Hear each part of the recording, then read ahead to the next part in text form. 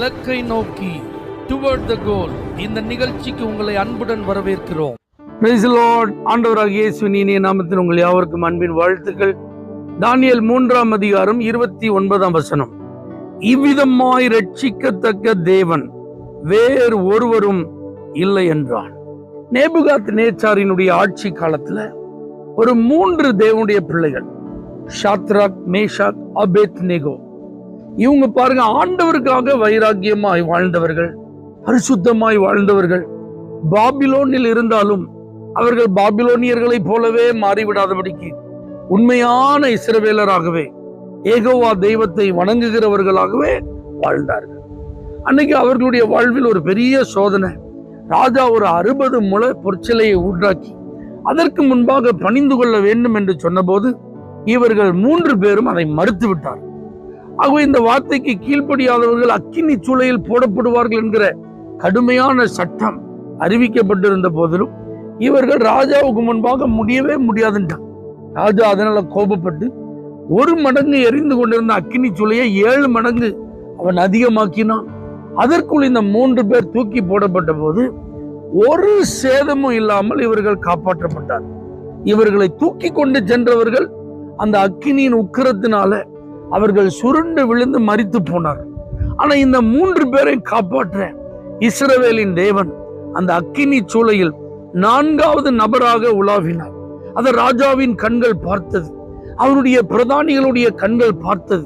ஆகவே அந்த அக்கினியின் உக்கிரத்திலிருந்து காப்பாற்றப்பட்ட அவர்களின் நிமித்தம் ராஜா இந்த வார்த்தையை சொல்றாரு, இவ்விதமாக ரட்சிக்கத்தக்க வேறொரு தேவன் இல்லை. தேவ பிள்ளைகளை, இப்படி ஒரு வல்லமையான சாட்சியாக கர்த்தர் நம்மை அடையாளப்படுத்த விரும்புகிறார். நம்முடைய வாழ்வில் கர்த்தர் செய்யும் ஒரு அதிசயம், ஒரு அற்புதம், தேவனை அறியாத, தேவனை குறித்து கேள்விப்பட்டிராத அநேகருக்கு முன்பாக, அநேக ராஜாக்களுக்கு, அதிகாரிகளுக்கு, தலைவர்களுக்கு, மிகப்பெரிய பொறுப்பாளர்களுக்கு முன்பாக சாட்சியாய் மாற இந்த நாளை கர்த்தர் பயன்படுத்த போகிறார். தேவ பிள்ளைகளே, நீங்களும் நானும் தான் உண்மையான ஒரு தேவன் இருக்கிறார். இப்படி அதிசயம் செய்ய ஒரு கடவுள் இல்லை, இப்படி அற்புதம் செய்ய ஒரு தெய்வம் இல்லை, இப்படி காப்பாற்ற இந்த இயேசுவை தவிர வேற யாராலும் முடியாது என்று சொல்லப்படுகிற அளவுக்கு ஆண்டவர் உங்க வாழ்க்கையில ஒரு பெரிய அற்புதத்தை செய்ய போகிறார். உங்க வாழ்க்கையில நடக்கும் சில காரியங்களை பார்க்கும் மற்ற ஜனங்கள், இயேசுவை அறியாதவங்க, இதை போலதான் இவங்களுக்கு ஒரு பாதிப்பு வந்தது, ஆனா இப்படி ஆயிட்டாங்க. ஆனா இவங்க கும்பிடுற தெய்வம் இயேசு, இவங்க கூட இருக்கிறதுனாலதான் இவங்க இன்னைக்கு நல்லா இருக்காங்க, சுகமா இருக்காங்க, காப்பாற்றப்பட்டாங்க, உயர்ந்த நிலையில இருக்காங்க, ஆசீர்வாதமா இருக்காங்க. இவர்களுடைய தேவனை போல வேறொரு தெய்வம் இல்லைன்னு சொல்ற மாதிரி ஒரு அதிசயத்தை கர்த்தர் செய்ய போகிறார். ஒரு அடையாளமா கர்த்தர் உங்களை மாற்ற போகிறார்.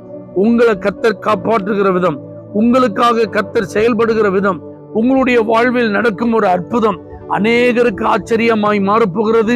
அது அவர்களுடைய அறிக்கையாகவும் மாறப்போகிறது. அப்படிப்பட்ட ஒரு சாட்சிகளாய் நீங்கள் இருப்பதற்காக தேவனை ஸ்தோத்திரியுங்கள். கர்த்தர் உங்கள் மூலமாய் மகிமைப்படுவார்.